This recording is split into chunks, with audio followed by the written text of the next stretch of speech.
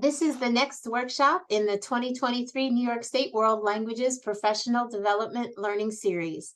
My name is Candace Black, and I'm your World Language Associate in the Office of Bilingual Education and World Languages at the New York State Education Department. Welcome to Standards in Action, Interpretive Communication Strategies. What does interpretive communication look like in action? This session takes a deep dive into planning for and facilitating interpretive communication using authentic resources. Learn about before, during, and after task design to enable learners to understand, interpret, and analyze authentic resources. Come away with new insights into Standard 1 and multiple strategies to guide lesson planning in the interpretive mode. Our workshop presenters today are Dr. Joanne O'Toole, Bill Heller, and Dr. Lori Langer de Ramirez. Without further ado, it's my pleasure to invite Joanne, Bill, and Lori to begin this webinar. Thank you so much, Candy, and thank you everyone for being here today. We're excited to share this work with you because this answers the questions that so many people have asked us about, all right, we know the standards, we know how to unit plan, how do we take this into our lessons? And so today's focus on interpretive communication strategies.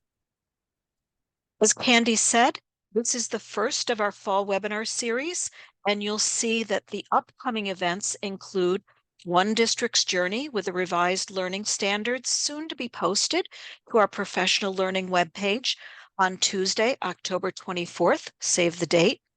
Election Day, we have a 3-hour workshop from 8:30 to 11:30 that builds on what you'll be learning today. Creating assessments for Checkpoint A, we have tentatively scheduled for November 14th. We will confirm that once we know that we can move forward on that date.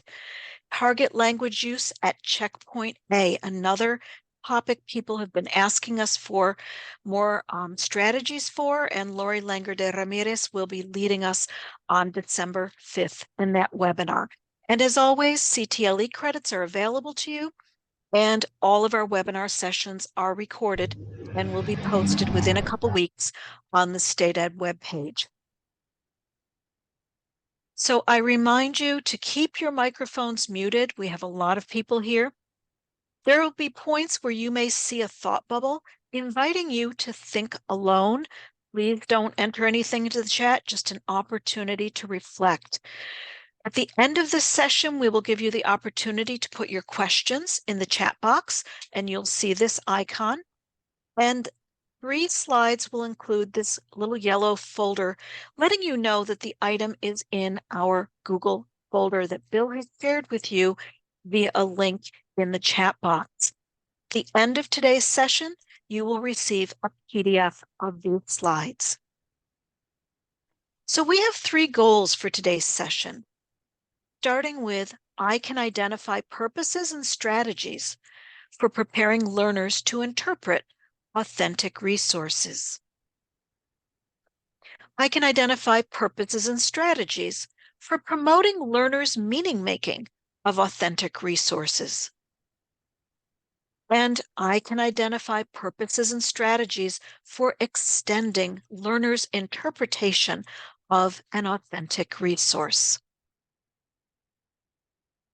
So I'm going to briefly bring back some of the ideas that you have seen in prior webinars on interpretive communication and on authentic resources and other related ideas. This is just a quick overview to dust off any cobwebs that may be there.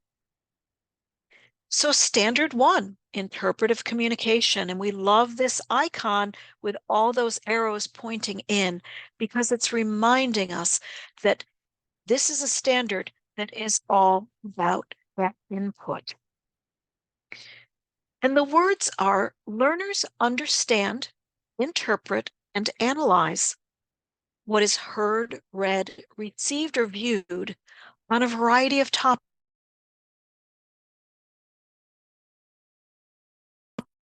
including authentic resources. And I do want to point out, this is Standard 1 for both modern and classical languages. And the color coding, you may already remember this, that blue represents our 3 language functions: understand, interpret, and analyze.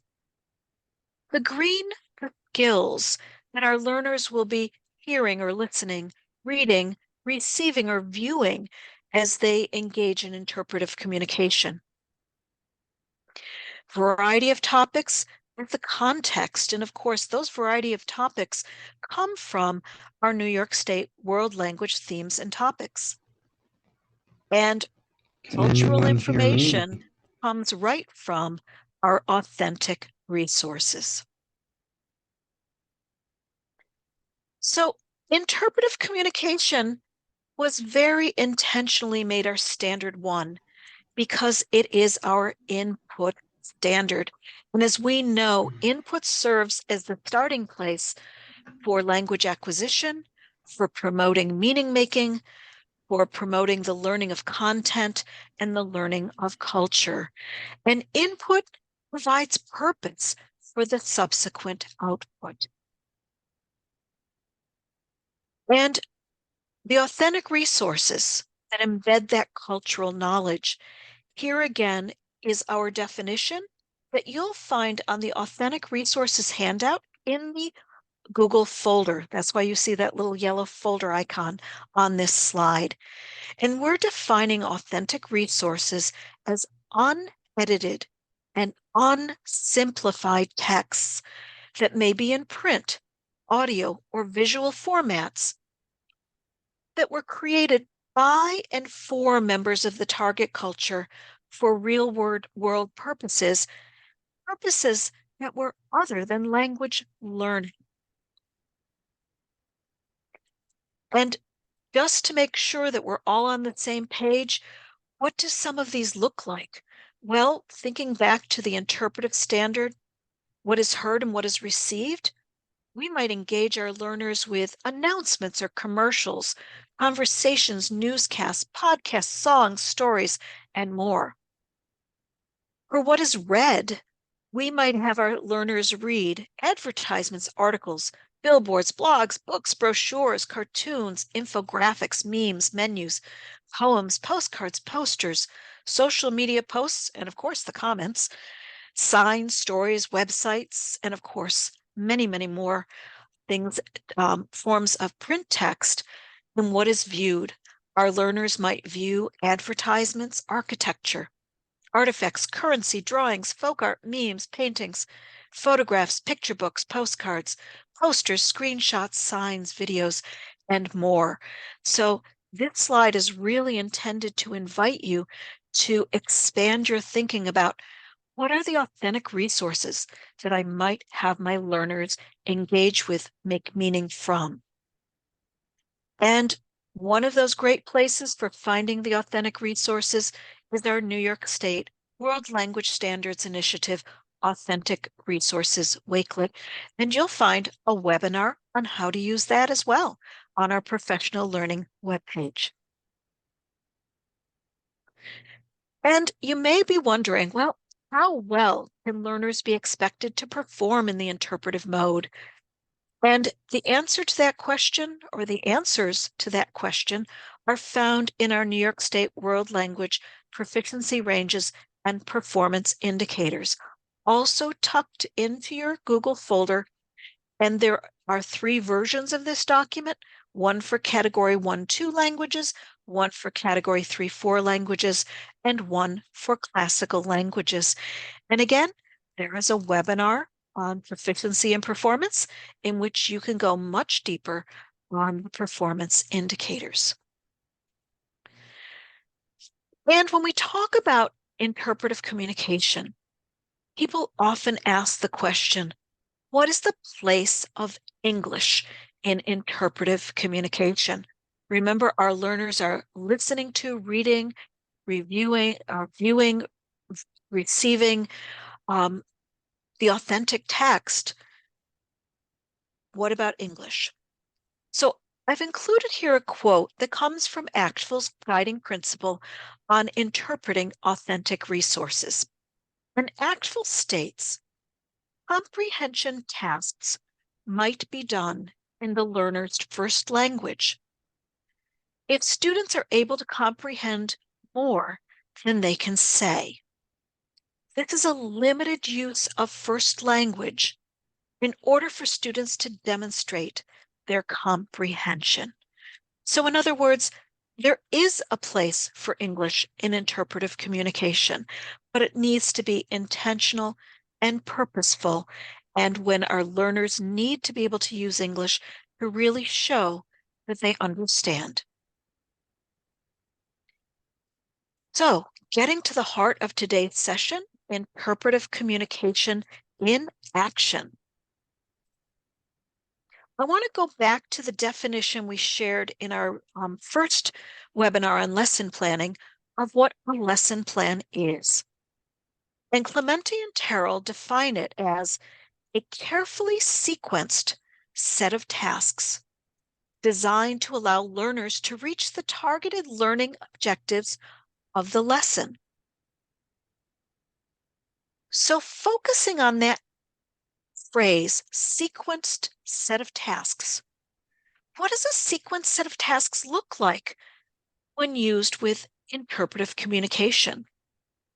And I would suggest that it starts with the authentic resource, the text that our learners are going to interpret, and set of tasks that our learners engage with before they begin interpretation of the text, a set of tasks that they engage with while they're engaging with the authentic text to interpret it, and additional tasks that we have our learners carry out after they have interpreted the authentic text. And to support you in being able to do that, we've developed a document that we call the pre, during, and post strategies for interpreting authentic resources. You will find it in the Google folder. It's a multi-page document that includes an overview. It has a set of icons of different kind of authentic resource types, set of suggested teacher moves and suggested learning tasks organized by pre, during, and post interpretation, with pre-interpretation strategies in 7 categories, during interpretation strategies in 7 categories, and post-interpretation strategies in 8 categories, followed by a glossary of the strategies. So we want to give you a little tour of the tool so you know how to best use it. So the first thing is you want to consider what are some of the suggested pre, during, and post interpretation strategies. And if as you're reading them, you're not sure what that is, make sure you check the glossary. Every time we have a term in the glossary, it's capitalized and it has an asterisk after it. Then consider your learning goals, the authentic resource you've chosen, and of course, the learners, who they are, their proficiency levels, their interests. And from there, you'll select the specific strategies that you want to use in your lesson plans. So when you take a closer look, you'll notice that there are at the top of each one of these subsections an interpretive purpose. So you can see that I've highlighted in pre-interpretation that one of the purposes is to focus or pique learners' curiosity about the topic, the theme, the concept of the authentic resource. Then in the left-hand column, you'll see suggested teacher actions that have some options and some variations. And then we've included the icon if we think this is a strategy that would work particularly well with a given authentic resource type. Over to the right, we've suggested some potential learning tasks, again with options and variations. So we can see, for example, in the first teacher action, display a visual. And we give you ideas of what kind of visual you might show. And we point out with our little picture icon that this needs to be an authentic resource that's a visual. And you might have the learners respond to the visual. For example, you might have them react to it. You might have them say what they know about it. You might have them make a prediction from it, and so on. Those are just examples. Another portion of this document includes a set of strategies for scaffolding and supporting interpretation of an authentic resource. So be sure to take a look at this. It's on page 4 that helps you think through some of those ways to really manipulate without editing the authentic resource in a way that's very supportive of student interpretation.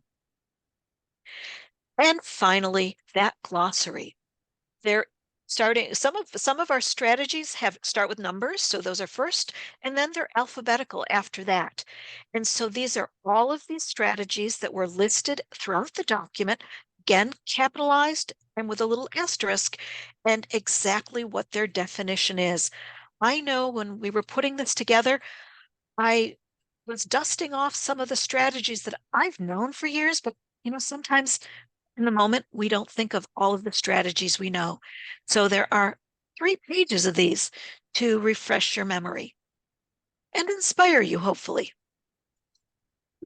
So a few key ideas, about pre-interpretation strategies are that pre-interpretation strategies prepare our learners to make meaning of the authentic resource. And they may be enacted in any communication mode. So even though we're talking about interpretation, we may have our students chat with a partner and do something interpersonally, or write something down presentationally, all with a goal of supporting interpretive communication. So, as I mentioned, there are 7 different pre-interpretation strategies that we have included in this document, and they are to pique learners' curiosity, to activate or assess prior knowledge, to activate, reinforce, anticipate, build vocabulary, to build cultural background knowledge, to connect personal experiences or past learning,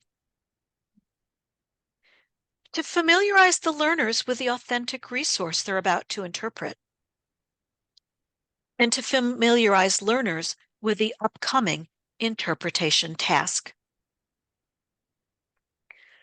So let me show you an example where I draw on some of these ideas.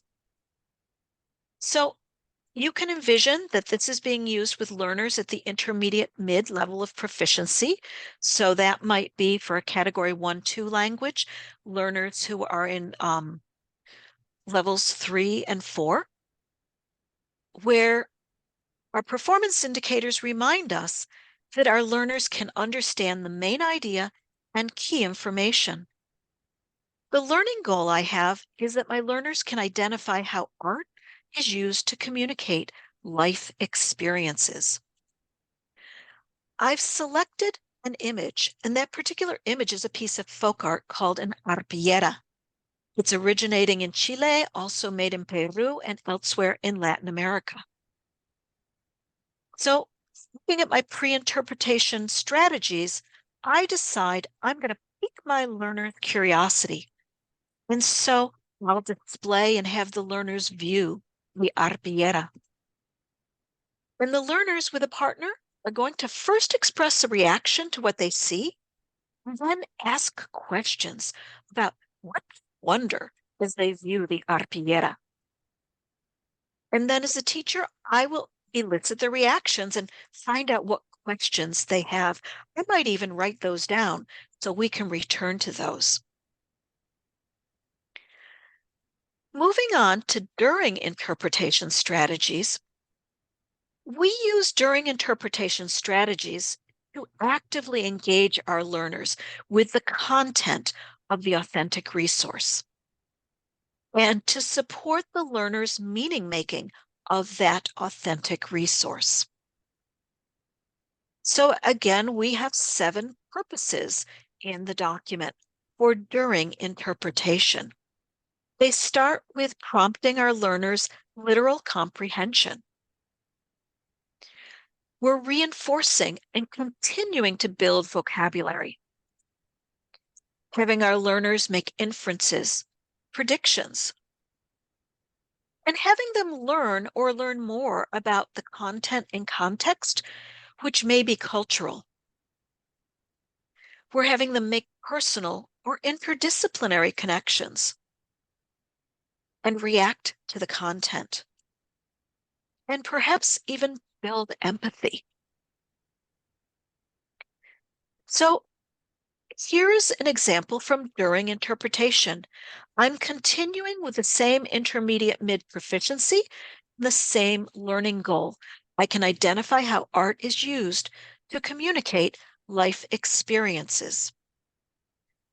So I not only have the arpillera that I had my learners look at prior to the interpretation, but I also have an online article called Arpilleras de América Latina, Arpilleras from Latin America.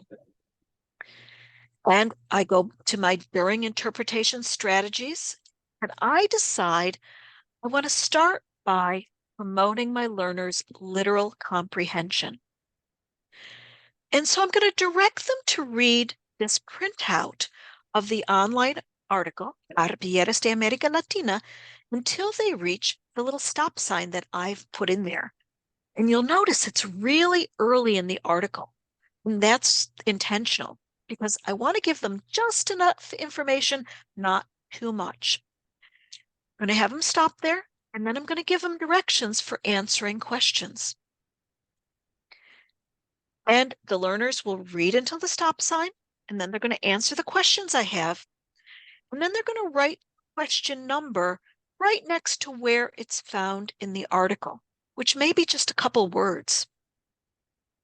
I'll elicit learners' answers to the questions and the evidence that supports each answer. And I do want to point out that I would do many more strategies, but this is just an example for now. And so some key ideas about post-interpretation strategies is that learners can repeat or revisit purposes and strategies presented in the during interpretation section. So those 7 strategies, we can revisit them in the post interpretation section again.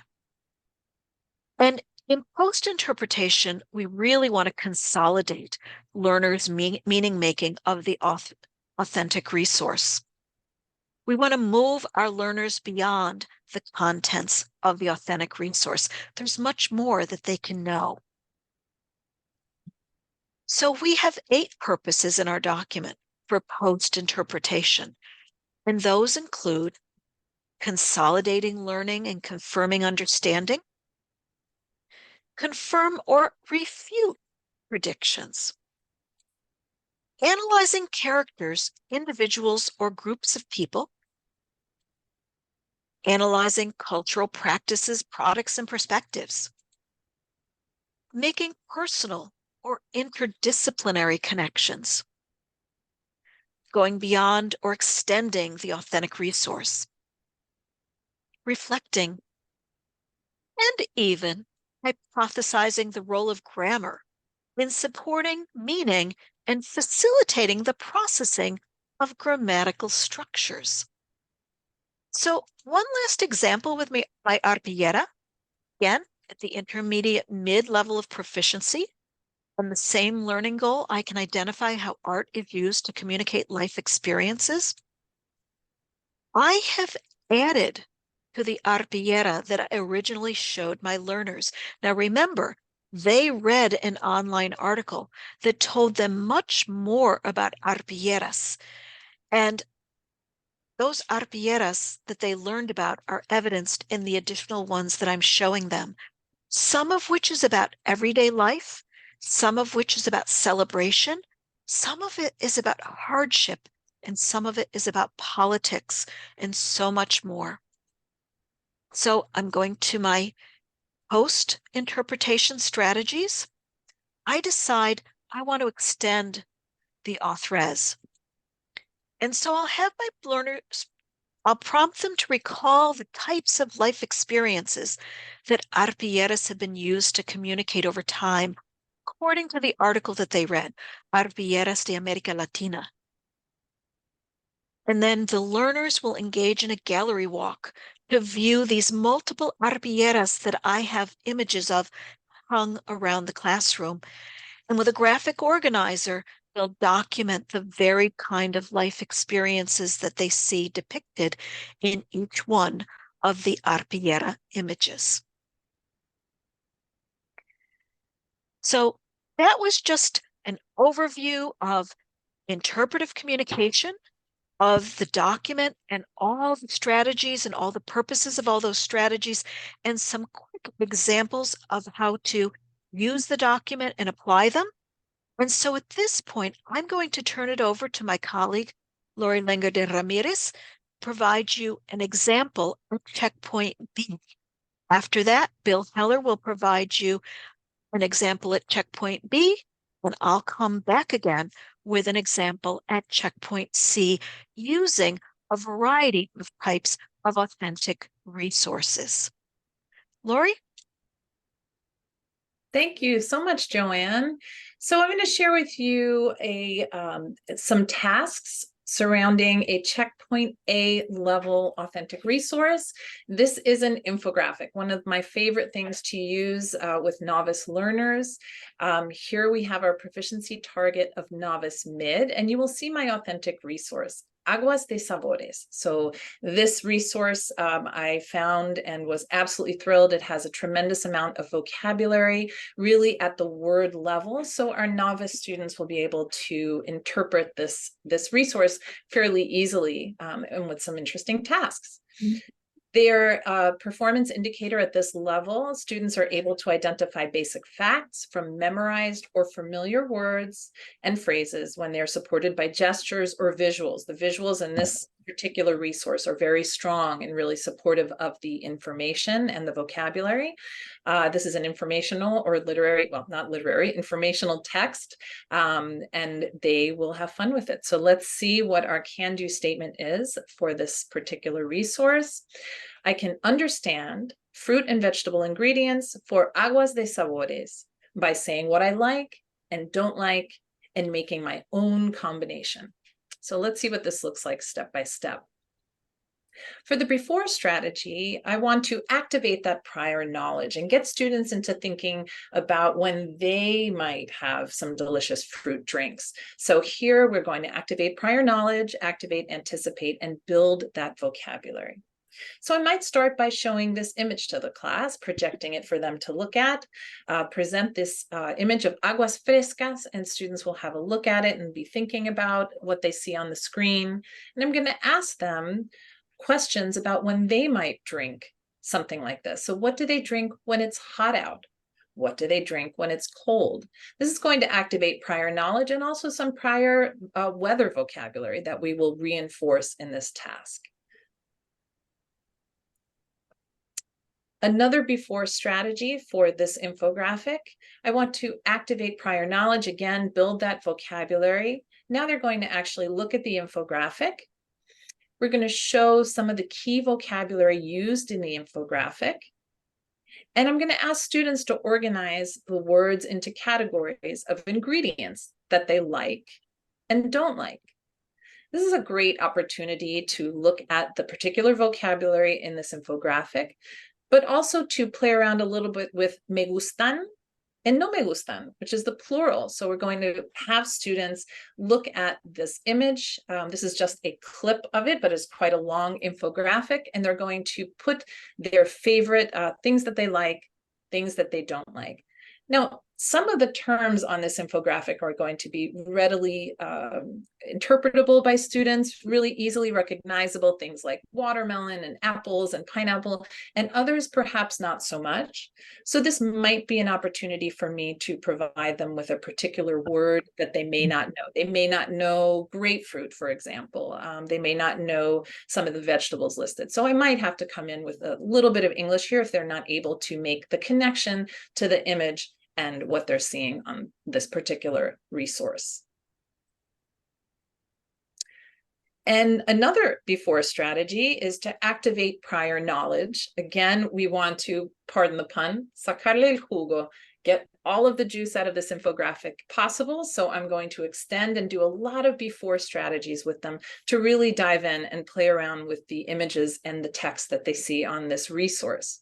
So once again, I'm going to show them the infographic, have them look at the vocabulary, and this time I'm asking them to organize the fruits and vegetables in different columns. So one column for fruits and one column for vegetables. And there are some herbs and other items here and spices even on this particular infographic. And now we'll move into a during strategy. I want them to react to this content. So we've already asked them to talk a little bit about things that they like and don't like. Now I'm going to ask the learners to express an opinion about the ingredients by circling 3 of their favorites and putting an X through 3 of their least favorites. And students are quite keen to share that information. They will then work with a partner to compare their favorites and their least favorites. I might use a graphic organizer like a T-chart to have things that are in common and things that they don't have in common, or things that they both like, things that they don't like. With that information, since we've already worked on what students like and don't like and have a fair sense for what the class is interested in or likes and doesn't like, I'm going to do some class level data collection. So we might work as a class to fill in the list of the class's favorite and least favorite items on the infographic. Then we're going to figure out as a class which are the most popular for the entire class. Of course, in this case, pineapple is number 1, and again, grapefruit, not so much, least favorite. Now we're going to look at an after strategy. This post strategy is going beyond or extending the resource. So see how much we can really get out of this particular resource. We will start by asking learners to revisit the infographic, have a look one more time, and now I'm going to ask them to create their own special agua, their own special fruit drink, using any 3 ingredients they like. And so the student has pineapple, watermelon, and strawberries. Sounds delicious to me. And then in pairs, the learners are going to share their recipes and tell if they like or don't like the flavors that their classmate has just put together.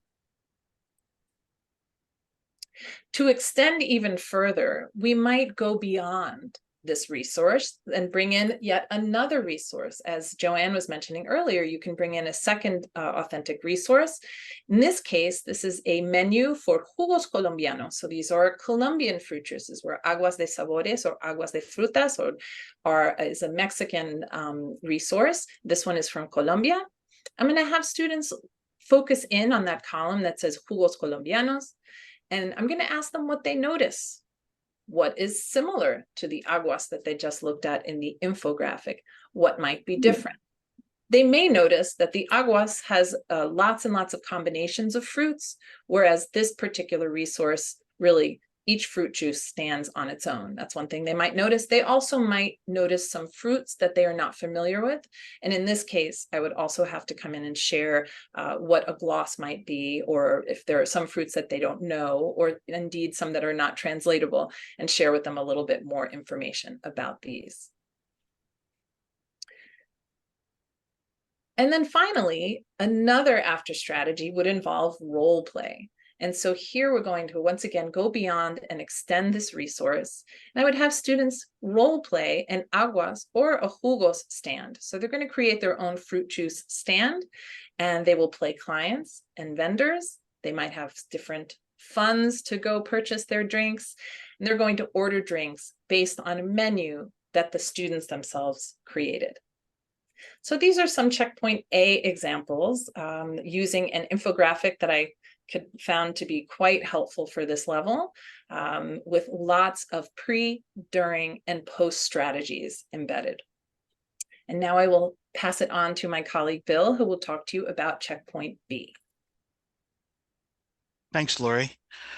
Our checkpoint B example for an interpretive lesson sequence is designed for introducing a unit on the Paris Olympic Games of 2024 to learners in a French 2 class. It centers on interpreting a short video that introduces the emblem for the 2024 Paris Olympics. As we see, our target is going to be intermediate low. The performance indicator for standard 1 for intermediate low, I can identify the topic, main idea, and related information from simple sentences in short informational and literary texts and conversations that are spoken, written, or signed. And you'll see in this resource, it is really a series of sentences that kind of come at them that they're trying to pick the information out of. And it's very short. It's a minute, 13 seconds video. The can-do statement then for this lesson sequence, I can analyze the symbols of the Olympic Games and the French Republic by answering questions about a video and a famous painting. To begin the lesson, before we get to the video, I select strategies to activate prior knowledge and to activate, anticipate, and build vocabulary. I start by presenting an image projected on the screen of the Olympic rings, the Universal Olympic symbol. And I initiate a conversation activating prior knowledge about what the students already know about what this symbol means. Maybe asking about what the colors mean, why there's 5 rings, and so forth. See what the students already might know about the Olympic Games. Our next pre-strategy continues to activate prior knowledge and to activate, anticipate, and build vocabulary. I'll next provide the learners with a graphic organizer called a KWL chart and ask them to complete the know and want to know columns of that chart about what they already know or want to know about the Olympic Games. This is an activity I might do in pairs because it's less daunting for students with looking at a blank graphic organizer if they have some help and they can kibitz and share their knowledge with one partner. And then we bring the class back together and debrief what people already know and allow the students to use the target language vocabulary they already know, and they'll do a lot of it at this point, probably how do you say, and of course you've given them in French, que veut dire, or comment tu say, things like that, how do you say, and we can generate that vocabulary right from the beginning to get things that they want to say about the Olympic Games. Now we shift our previewing strategies to familiarize the learners with the authentic resource itself. And I'll present a screenshot. This is one screenshot from the video. And I'll employ the I see, I think, I wonder strategy to pique their interest and to activate relevant vocabulary and to generate some predictions about what this video might be about. What do they see? And that's kind of the key element here, and do they see a face? Do they see a woman's face? Do they see a fire or flame? They might not have the word for flame at that point, but they might know fire, or you might just give it to them. And then also ask them about what color is it, and talk about the color. Then, what might this represent? What might this stand for? Who might use this symbol, and so forth, to generate these I see, I think, I wonder ideas, and to make some predictions. And again, continue to record vocabulary as you go along. Our final previewing strategy is to give a purpose for viewing. Whenever we're going to view or read or scan an authentic resource, we want to give them a purpose, something to look for that's very specific. In this case, I'm going to give them the purpose for viewing 2 questions. What does the emblem represent? And what is this woman's name? And so now we're going to all watch the video together. It's only 1 minute and 13 seconds, and see if you can tell what the emblem represents and who the woman is, even if you don't speak French. Je suis l'emblème de Paris 2024, et voici mon visage. Mon visage est né de la rencontre de 3 symboles. La médaille d'or, inaltérable comme la volonté, éclatante comme le talent, éternelle comme la victoire. La flamme, olympique et paralympique, celle qui rassemble autour des valeurs du sport, au-delà des frontières, des nations, des générations, celle qui anime les plus grands créateurs. Marianne, qui porte l'exigence de progrès pour tous, dont l'esprit français révèle une ambition, celle de l'égalité,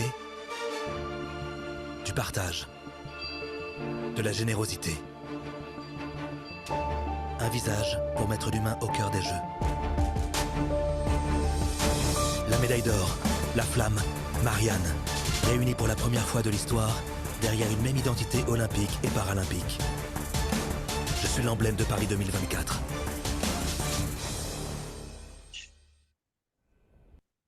Awesome, n'est-ce pas? So we choose our first during strategy now, and to promote literal comprehension of the main idea and key details. And we'll spend some considerable time on this. So we'll debrief for the first viewing. What does the emblem represent? And what is the woman's name? The emblem represents the Paris Olympics, and the woman is Marianne. Who is this Marianne? So now we have an answer to our purpose for viewing. We've opened an important cultural door, similar to what Joanne was talking about with the Arpieras. So who is this Marianne? So our choice of strategies switches to learn more about cultural content. We give some, we show this painting of Delacroix that's famous, emblematic of French culture, the French Republic. And we give some historical background on the Revolution of July 1830 and the significance of Marianne as a representation of liberty, using this labeled image to support the vocabulary. I also, at this point, help the students notice that she's wearing le bonnet phrygien, that cap. Now, that may not seem significant, but it will later. So I pointed out in the picture that she's wearing that red hat. She's holding the French flag, and she's leading them to in 3 days of a glorious overthrow of Charles X. So we ask these questions to help the students analyze the painting.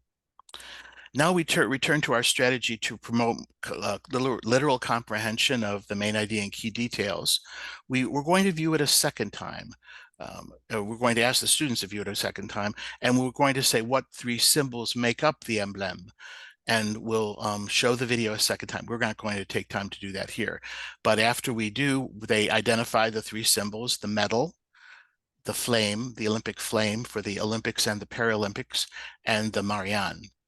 And you debrief briefly the second viewing, talking about the symbols represent. Now you'll notice that as they explained each symbol, there were a lot of cognates in there that represented the symbolism, but I didn't ask them to look for that at that point. They were just focusing on those 3 things, and that's all I wanted them to get at this point. So in the next section, I'm going to play it a third time, only now I'm going to give them the script, the transcript of the video with some blanks in it as a closed passage. So I've left some words out that they should be able to pretty much easily understand, so that they can kind of follow the train of the narration. And then after going over the close exercise, then we can pick out the cognates to get some additional input about the meaning and the significance and the symbolism of the symbols, what the symbols represent, about the athletes and the generosity and the sharing and all of the things that the different symbols represented. And then I was able to use AI, by the way, to create a transcript. There's a application that's free called Twee that you just plug in your URL, and any video under 5 minutes, you can generate a really good quality transcript of it, and then use that as the basis for your close activity. So it saved me a lot of time. So now we move on to the post-viewing strategies. First, we select a strategy to consolidate learning and to confirm understanding. And this is kind of the acceptable evidence that we have for our lesson. We complete the L, the what I learned part of the KWL graphic organizer. I would have them do this individually, and I offer some 5W guide questions to help them to recall the key facts. And so we have these 5 questions in French that I would project and help them to refresh their knowledge as they go through and write their sum. Yeah, TWEE is the name of the application I used. And then we go over those things, and they'd add anything else that they learned. So our final post-viewing strategy is to extend the authentic resource. And once again, as Lori did, with more authentic resources. There's like an embarrassment of riches out there. And in this case, this one takes the bonnet phrygien that we pointed out in the painting, the hat that she was wearing, the red hat, that's always been a symbol of freedom since back in the Roman Empire, and introduced the mascots of the Olympics at the Paralympic Games, les Phryges, which are based on images of the Phrygian cap or the bonnet phrygien. And so they that again gives us some more information. And again, this lesson is designed as an introduction to the Olympic Games. It's a whole unit on the Olympic Games. So we're generating a lot of vocabulary, establishing the location in Paris, and establishing the emblem and the mascots. And now we'll turn over to Joanne. Thank you, Bill. And so our final example here is a checkpoint C. And I'm assuming that this would be about Spanish 5. This might even be heritage learners with a proficiency target of intermediate high, perhaps even advanced low. And the performance indicator for interpretive communication at intermediate high is I can usually follow the main idea, main message, and flow of events in various time frames in straightforward paragraph length texts, conversations, and discussions that are spoken, written, or signed. And the can-do statement I have here is I can analyze the impact of a leader's decisions by completing a graphic organizer and answering questions about a short story. And so the leader in this case happens to be San Martin, who in the short story Con días y ollas venceremos, with days and pots we will defeat, a short story in 3 parts by Ricardo Palma about Peru's independence, that should be independence, from Spanish colonial rule, based on oral histories of soldiers and others.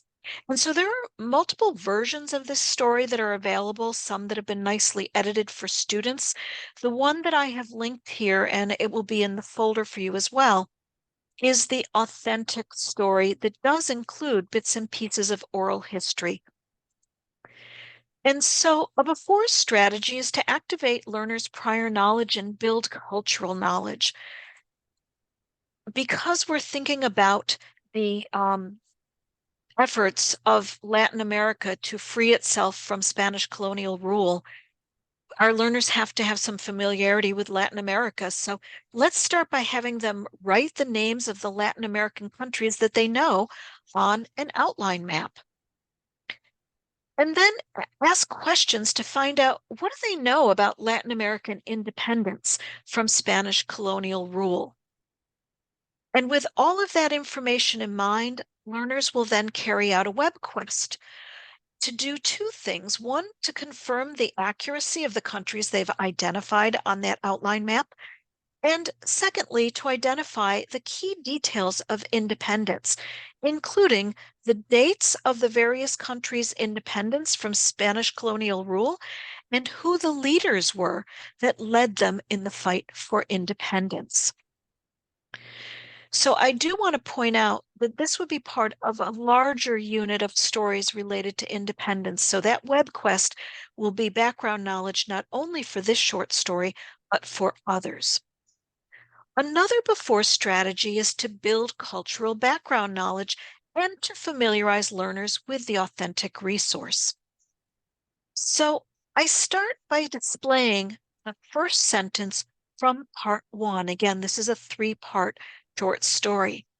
And it reads, San Martin, for judicious reasons that history confirms and applauds, didn't want to end Lima's occupation through battlefield success, but rather through political maneuvers and tricks.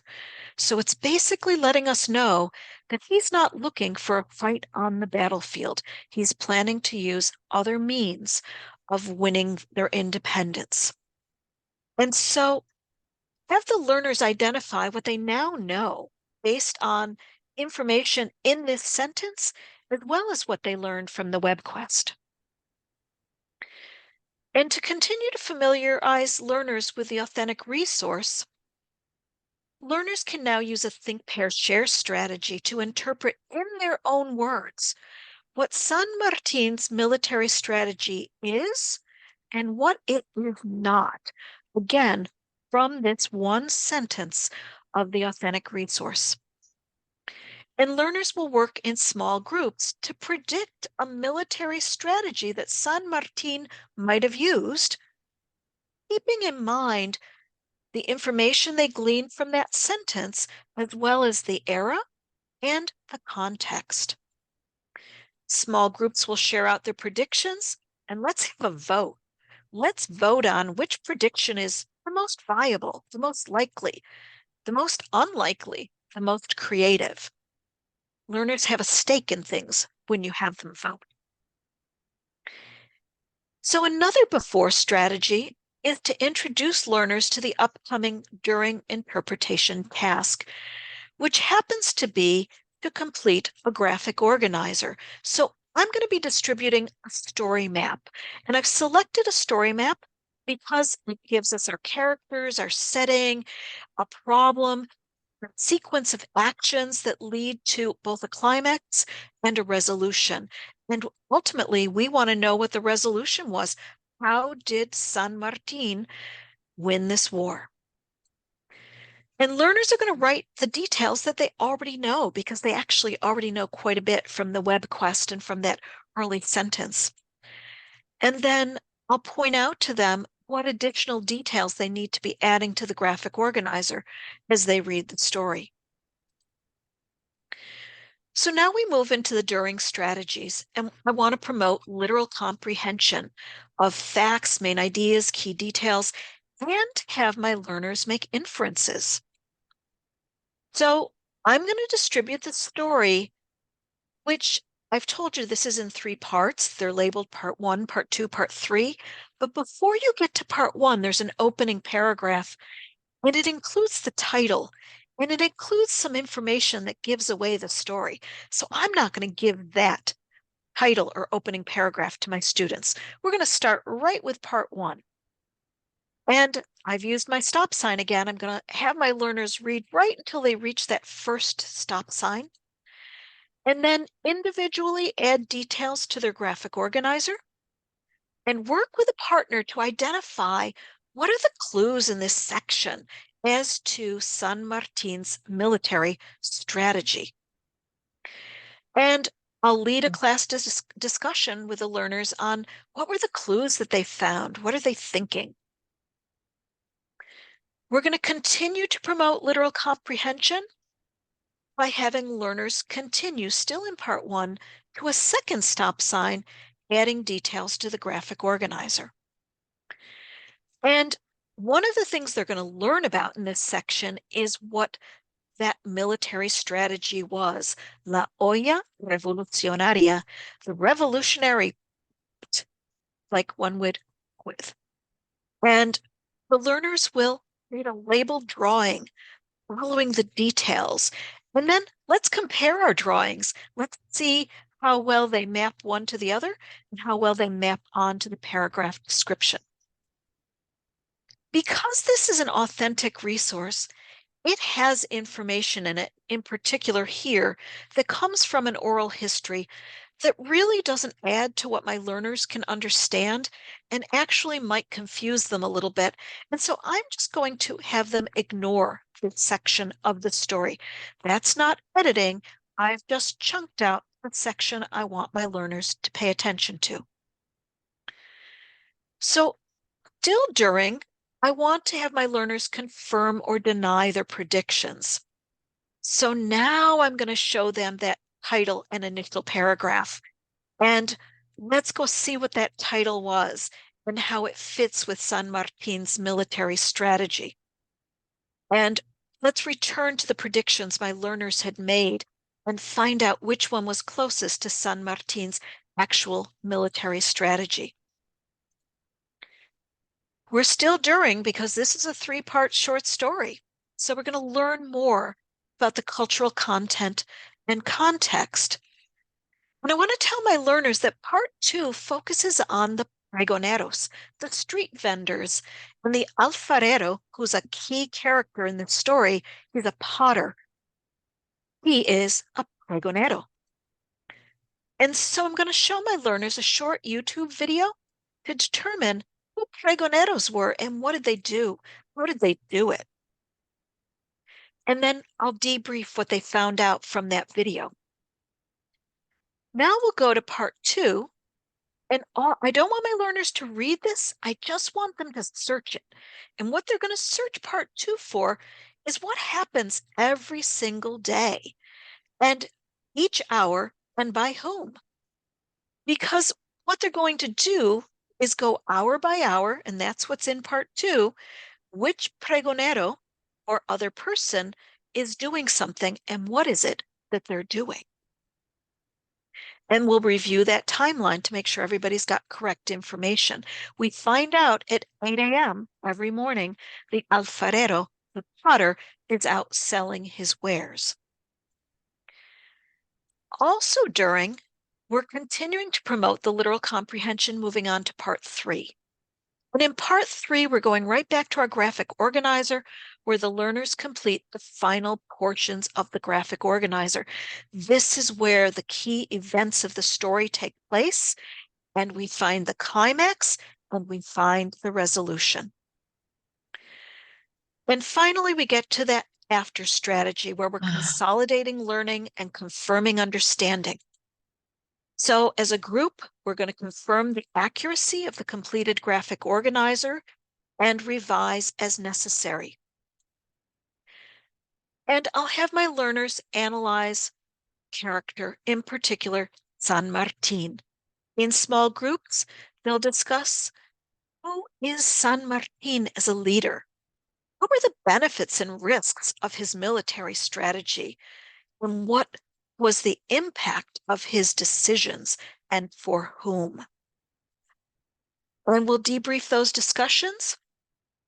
But we want to go beyond the authentic resource to analyze cultural perspectives and find out what is San Martin's modern day impact? Is it possible that somebody who did something important so long ago would still have a modern day impact? And so I have my learners view a video report of a public performance of Con Días y Ollas Venceremos with audience interviews. And I'm going to ask my learners after they've watched the video, what are the modern day perspectives on San Martin's impact that they took away from listening to the interviews and watching this performance in the video? So now that you have seen not only our resource and the strategies within it, you've seen multiple examples, and here again are our 3 goals. That I can identify purposes and strategies for preparing learners to interpret authentic resources. I can identify purposes and strategies for promoting learners' meaning making of authentic resources. And I can identify purposes and strategies for extending learners' interpretation of an authentic resource. So at this point in time, we invite you to put your questions in the chat, and I will stop sharing. And Barb, I know you've been checking the chat. If you could please let us know what questions you might have heard or read. Barb, while you're doing that, I'm just going to stop the recording.